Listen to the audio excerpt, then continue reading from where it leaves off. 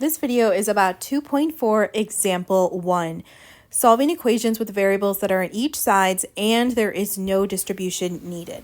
So the first thing I want to do is point out on the side. Feel free to add this again if you need to, but you should have this somewhere to access in your books. Let's go with the steps that I teach you guys how to solve problems. And there's one small addition to this that I'm going to add on to here for this section. The first thing is you're going to simplify both sides. So remember, you're not going to do anything until everything on the left is simplified and then everything on the right is simplified. Then you are going to combine variables. Now, so far we haven't really need to do too much of step 2 or 1, but this unit we are, or this section. One highlight on here I am going to note for you guys is where it says combine variables, move them around. I want you guys to try and keep the variable positive whenever you can. Sometimes it's not always possible, or sometimes, it's just going to be way too difficult to solve the problem. But I always teach my students to keep the variable positive if possible. And the reason why is simply because the number one reason why students get stuff wrong is because of that negative sign. So if you keep the variable positive, you don't have to deal with a negative variable, a negative coefficient in front of the variable later. Then you combine the numbers like usual. And again, I have it in that specific order because once you know what side of the equal sign, left or right, you're going to have the variable be, then everything else needs to go to the opposite side. Then you solve. Remember, your goal is to get that variable alone and positive. That means you might need to combine like terms or simplify in these type of problems. And then finally check, but now you're going to have to check both sides, meaning that you might have something on the left side or the right side that is no longer just a single number. Now you're going to have to plug it in on that side. And as long as your math is correct when you solve it, you should get the same answer at the end. If you don't, one side is different than the other. Even if it's just by the sign, something is wrong. And it's either your work is wrong or your work when you checked the answer is wrong. So make sure you check no matter what though.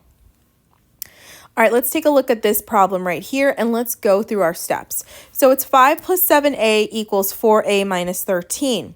On the left side, I don't have anything that combines. 5 plus 7a have no like terms. Move on to the right side. 4a minus 13, they are not like terms. Then I'm going to go ahead and follow my steps here. So for this situation, I'm going to go ahead and move the variables. Now, the book doesn't do it all the time. It does it this time, but I always follow my steps because that helps students the most. So I have a 7 and a 4a. Now, if you move the 7a over, that is a positive 7. You would need to move it with subtraction.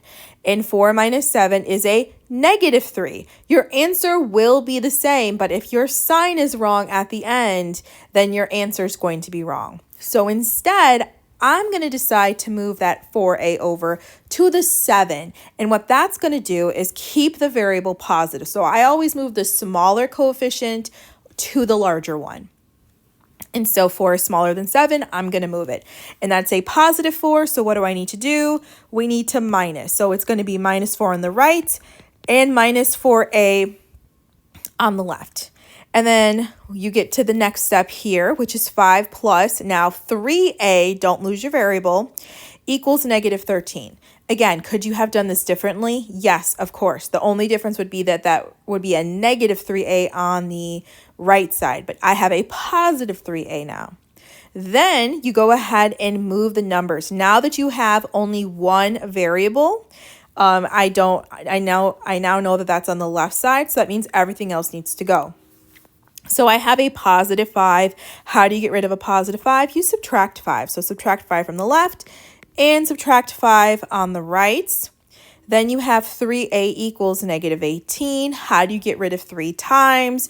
You divide, and negative 18 divided by 3 is, in fact, negative 6. And then they show you guys what I mean by checking. So do you see how on both sides that had a variable, I need to put that negative 6.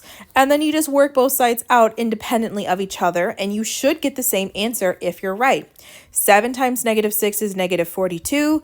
Negative 42 plus 5 is negative 37. 4 times negative 6 is negative 24. Negative 24 minus 13 is also negative 37. And if it looks exactly like this, where they're both exactly the same in every way on either side, you did it correctly. And that is how you solve these kind of problems. Just go through the checklist, and now we're implementing step 2 with the combining.